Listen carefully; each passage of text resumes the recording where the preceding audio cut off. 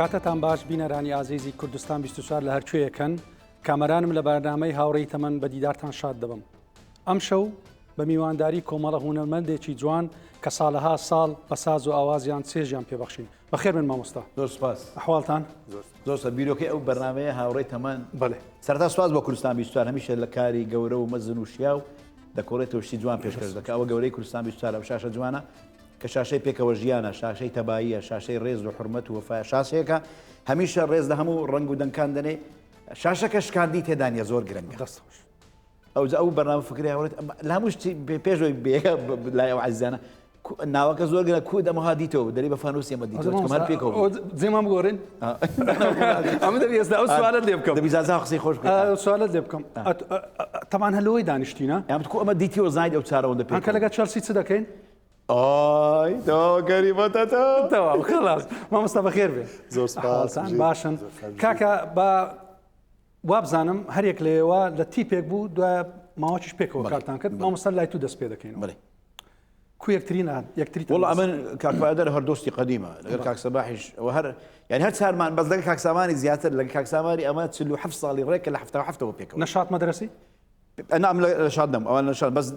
جیرانیەک بووین لە ڕۆناچی و مەتکاوە. بەڵێ بەڵێ. سامان ئۆرجی عەزف دەکرد لە چالاکی قوتابخانەکان ئەمیش گۆڕایم دەگۆ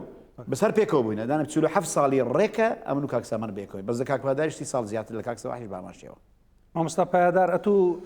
ئەو برادراتێک کو دەخینەوە یعنی یەک لە شتە باشەکان بووە چۆن بووە؟ ئەمە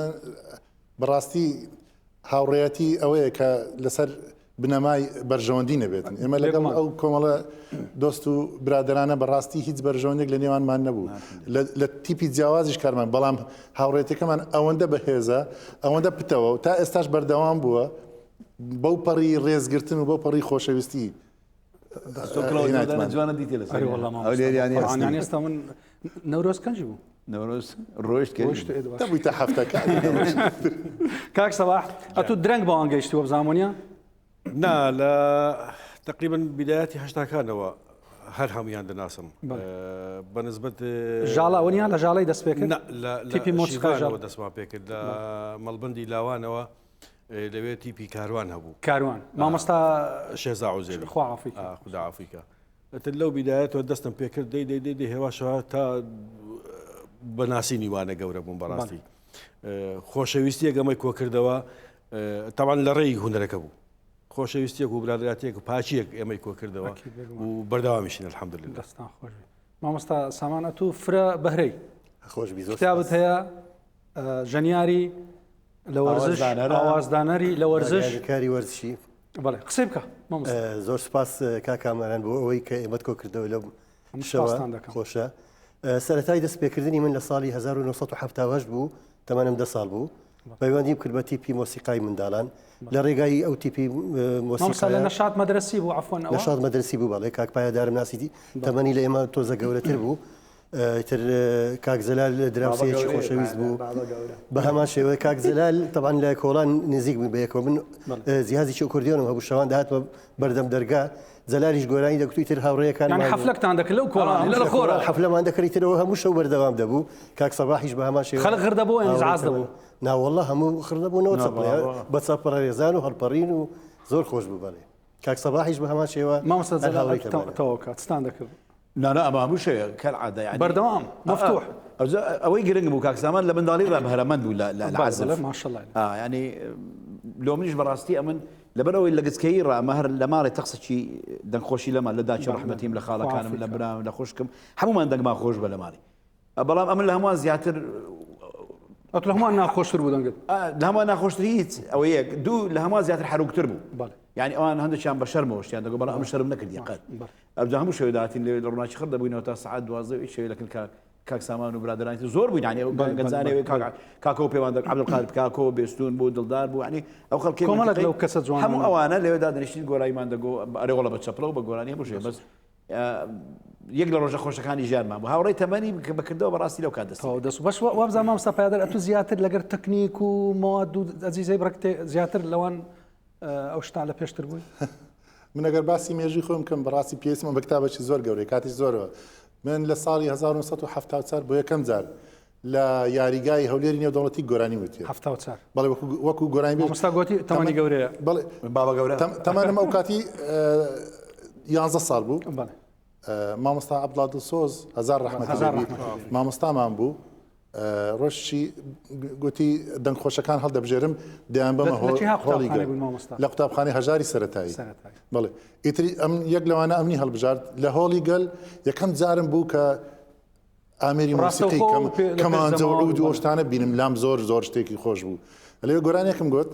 ئیتر لەبیرتە گۆرانێک بوو بەڵێ گۆرانی گوڵاڵە سوورەی سەرەتای بەهار کۆپلک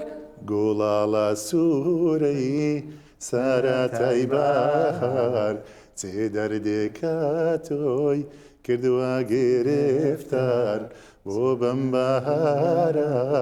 هەڵبزرکاوی سووریت ناماوە و وا گۆڕاوی ئەو گۆرانیە بوو ئیتر دوای تەمان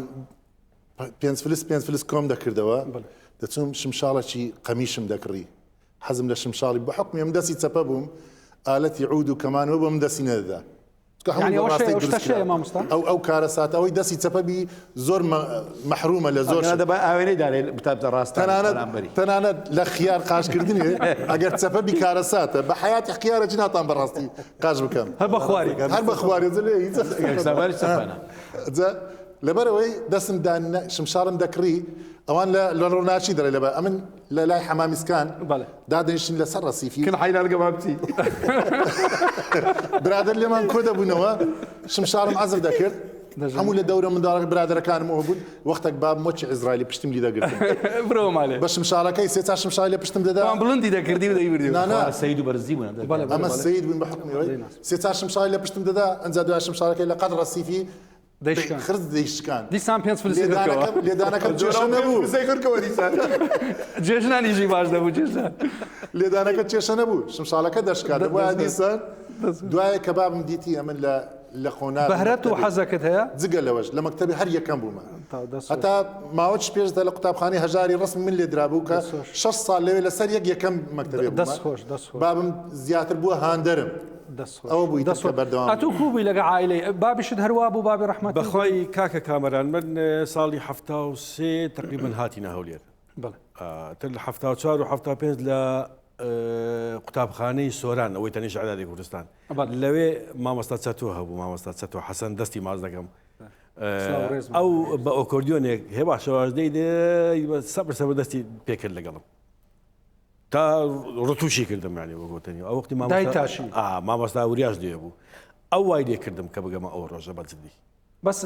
ماڵەوە خانەوادت یعنی چشیان نەبوو بەخوای دوو قەمیشیان لێ نەدەدەی بەخوای هەبوو زۆر جار ڕەزیل دەکرام بەزتر جۆم لێ نەبوودەم گۆدەی مشکلێنی کورە کەسێ ڕەزیل دەکرام طبعا نەدەگەشتە ئەو ڕۆژەی هەتا ئەگەر تو تازەوەشی بە خۆت باست کرد عەفوانەمە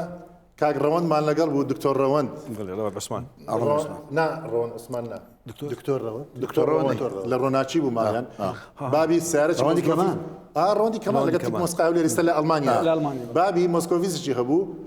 هەموو مۆسکۆڤیزەکە خەردەلی بوو شین بوو چبووم ئەو ڕەنگانە بەخوای ڕەنگەکەی نایەتەوە بەڵام دەزانم هەموو جارێ لە بۆ دەورەی مۆسیقای بابی دەهینا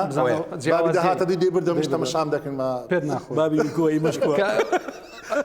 کاک ئەتوو کاک سامان یانی کاک کامەران دوای تیپی بداڵانی هەولێر پەیوەندیم کرد بە تیپی کاوە بە سەرپەرشتی مامۆستا سەید ئەحمەد بەرزجی قواعبووی کە کاک جەلالیش لەگەڵ بوو کاک جەلالیشم لەگەڵ بوو بەڵێ لەوێ زیاتر پەیوەندیمان لەگەڵ کاک جەلال بەهێزتر بوو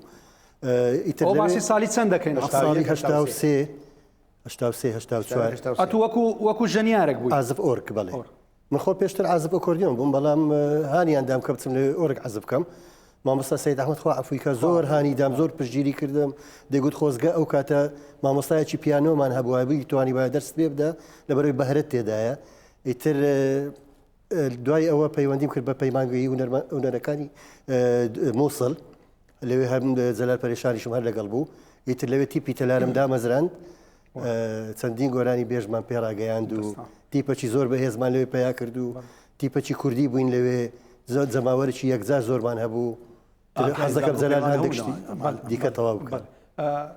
مامۆستا جەلال باش تەچی باسکەین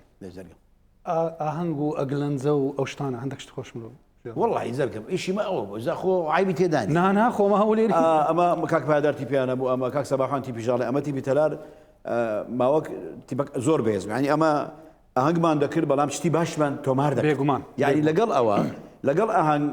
ساس كردن كاك بهادر بهمشه كمان جوناين زور خوش أواني منو رجلي رحمتي جورا كيفر النور به لو كاك صباح لو كاك قردلاني رحمتي جورا كيفر النور به لو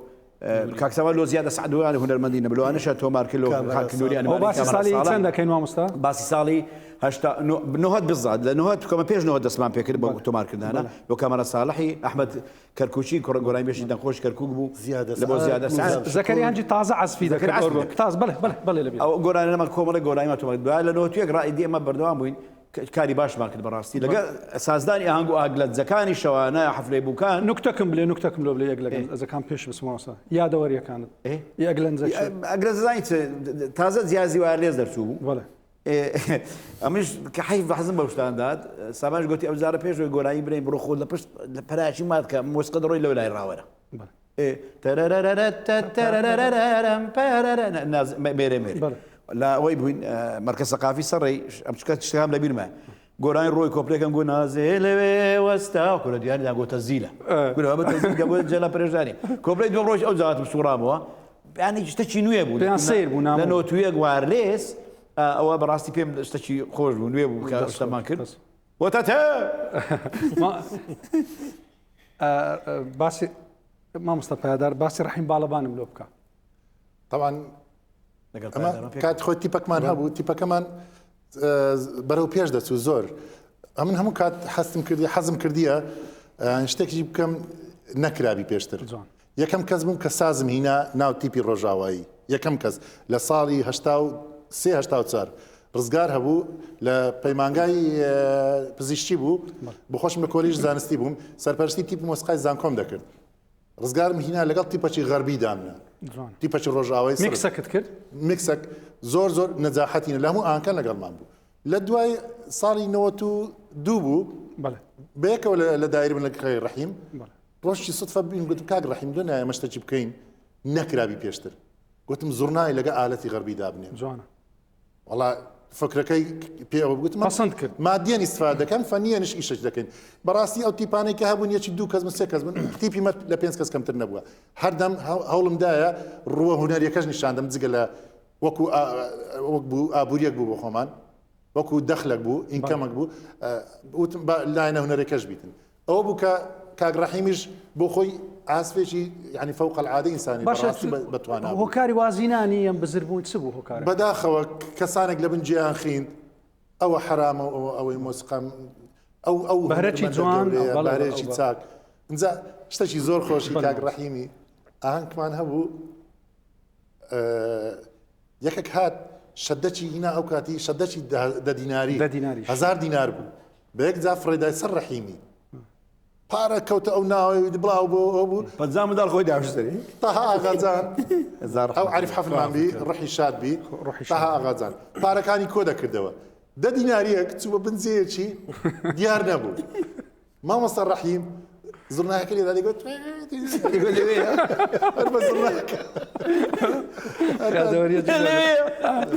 کاک سەباح ئەنگۆ هە لە ناو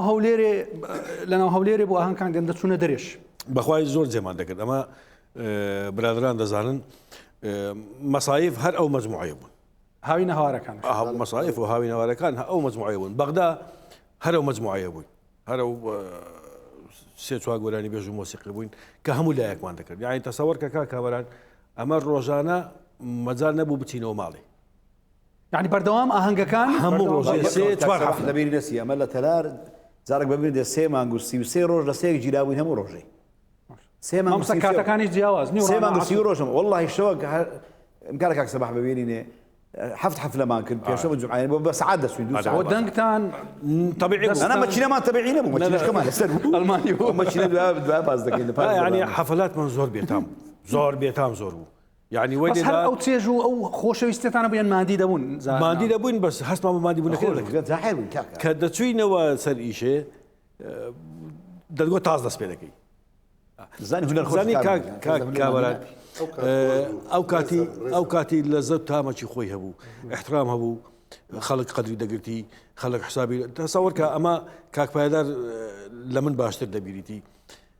گۆرانی سەریع شایی بە دەگمەن دەگوترا لە حەفەلاتی بە دەگمەن یعنی خەڵک نیم ساعتی ئەخیری ئەوە لە ئەخیرەکەی کابرا دادەنیش بەرامبەر تەقیمی دەکرد دەگوت زامە تۆ چت پێیە یعنی بەدەستە خۆت دەستلەوە دەستمان پێ دەکرد تا دەگەیشتە ئەخیری ئەو زەدە بۆ گۆرانەشی سەریع و هەڵپەرشی وشتی واست کاک سامان ئێستا هەز دەکەی ئەو پاشە گەردانیە لۆچە مەسەلەن دەچی ئاهەنگەی دنگل تا لە ئەوەلی هەتا ئەخیری بەڵێ هەرەوەش بوو بۆ هۆکاری ئەوەی کە خاصن دیجیش پێیا بوو ینی وای لێ هات کە ڕەش و سپی تێکەڵ کرا بە یەک دەنگەکان وەنیە چێژەکان بەڵێ پێشتر خەڵکەکە وەکو برایان باسییاکە جیان لە گۆرانی دەگرت جیان لە گۆرانی تەرەب دەگرت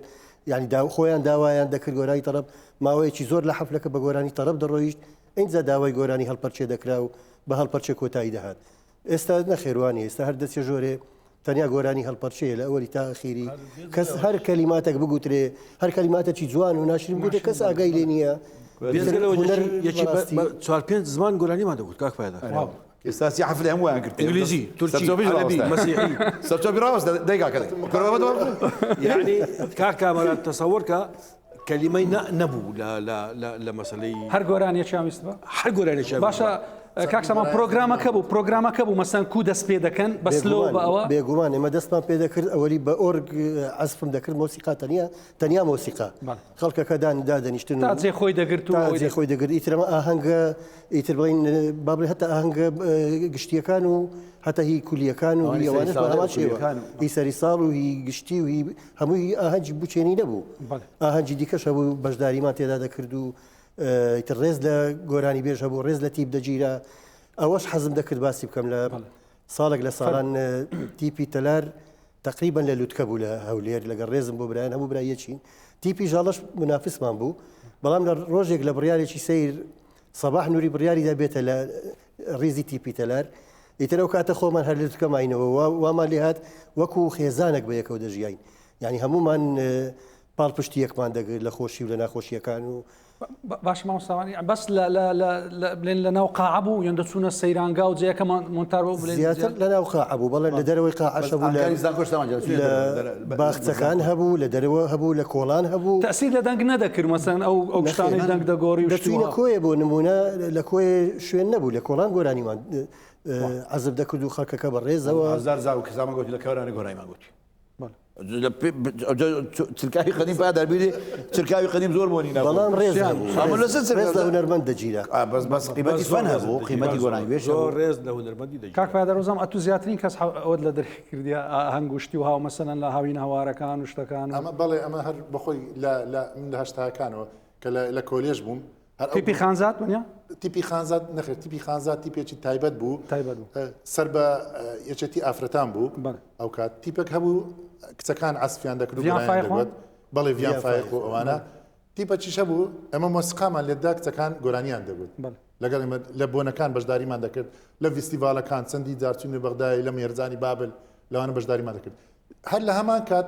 لە تیپی شیلانی تیپی شیلانمان هەبوو کە تیپی شیلان دەبێت شارەت پێ بکرێت یەکەم تیپی ڕۆژاوای مامۆستا ڕزگار خۆش ناو دای مەزران لە ڕێز و سڵاومان لە مامۆستا ڕزگاری ڕێز و سڵاومانێ چای مازەکەم ئەوە براگەوری منە لە مەرکەز شەبابی لە دای مەزران ئەو سێتاقان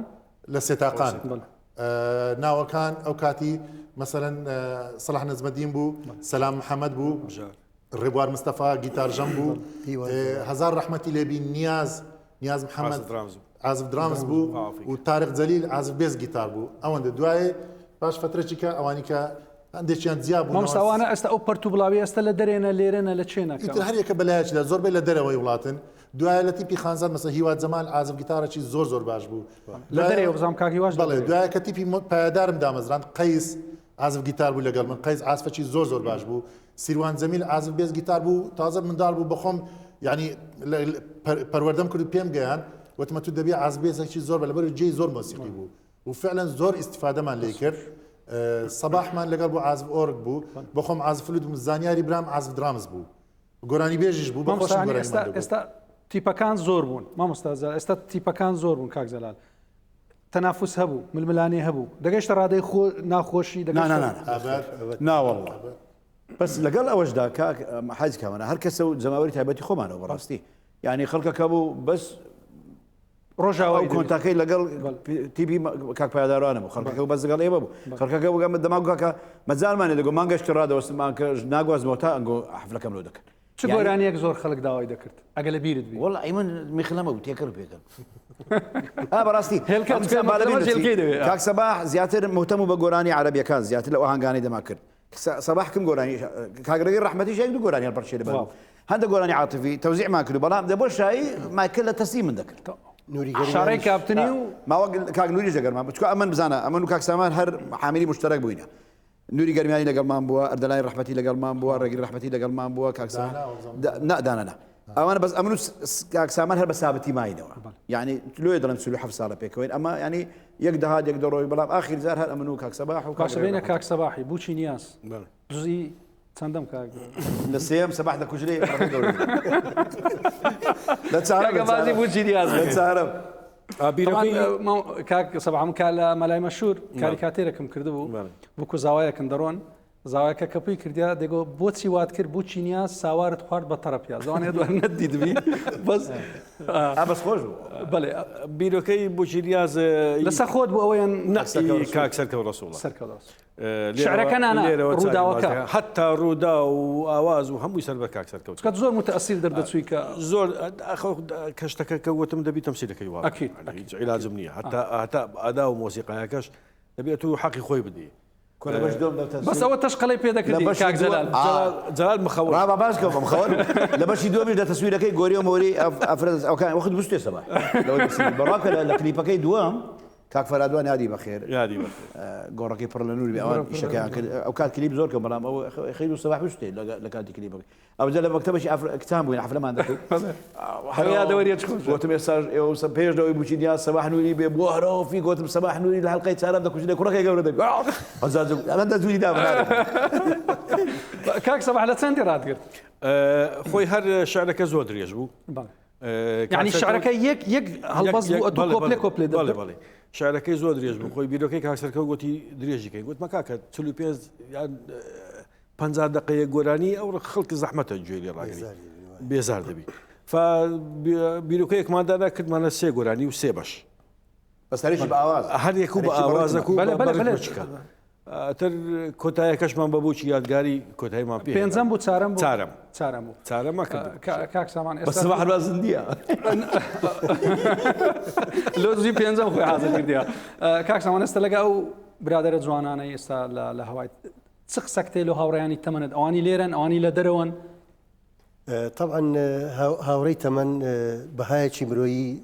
زۆر دەگمەنە دووبارە بوونەوەی زۆر زەحمەتە طبعا ئەوەش دەگەێنێت کە ئەگەر مرۆڤ بوو بە تەنیا ناتوانێت لەو ژیانە ژیان پێویستە ینی هەر کەسێک هەندێک برادری هاوڕێی تەمەنی هەبێ بۆ ئەوەی لە خۆشی و ناخۆشیەکان پشتی پێ ببەستێ متمانەی پێ بکە ئەو هاوڕێنەی بەڕاستی لێرەنە جەنابەت کۆمانت کردەوە یادگاریەکی خۆشە یادگارێکی خۆشیش دەمینێ بەڕاستی ئەمە لە خۆشی و ناخۆشیەکان هەمیشە لەگەڵ یەک بووینە و هەمیشە لەگەڵ یەکش دەمینینەوە دەستۆژی کاک سەباح ئەتوت ستەیە لۆ هاوڕێی تەمەنت لۆ هاوڕێی تەمەنم چم هەبی ینی تەسەوەرکە ینی دنیای خۆشحاڵم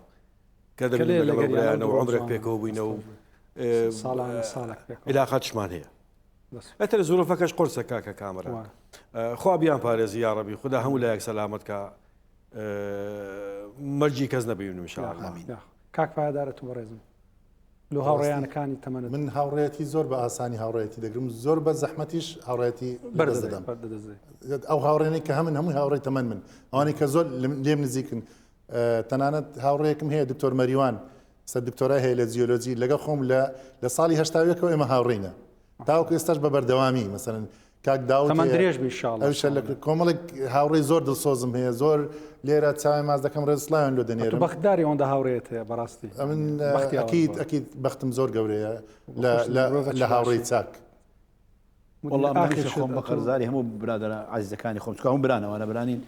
لەگەڵ هەمووان وەکو براماینەوە گرنگ ئەوەیە چەندین ساڵە بەیەکەوەین لەگە عاجز نەبووین حاجی کامەران زۆر خۆشە تۆ ئەوەندە ساڵە بەیەکەوە بێ عاجز نەبی بە قسە خۆشە 40 50 ساڵ بەیەکەوە بی هەروەکو برابژی ئەوە دلیلی ئەوەیە ئەمە بە پاچی لەگەڵ یەکاتینە هەمومان بەرژەوەندی تایبەت لە لێوانمان نەبووە تەنها بەرژەوەندی خۆشەویستی و خزمەتکردنی خاک و وڵات پێشەمو شتێک بوو هەمومان ئەوەی گاندە ئەو ڕۆژە کە بەیەکەوە ئێستابینە لە کۆتایی زۆر سوپاسان دەکەم سوپاسی ئامادەبوون دەکەم دیڵە دەی مەڵمانە ئەوبار ئەوبارە یازی بۆ گۆرانی خۆشە کۆتایی بەرنامەکەی دولبەرە مەڵمانە ئەوبار ئەوبارە ژیانە چێمنی کوشتە دولبەرە بەدەم جوێنم پێدەدا هەوار بەچە و پێم دەڵێوارم بەدەم جوێنم پێدەدا هەوار بەچە و پێم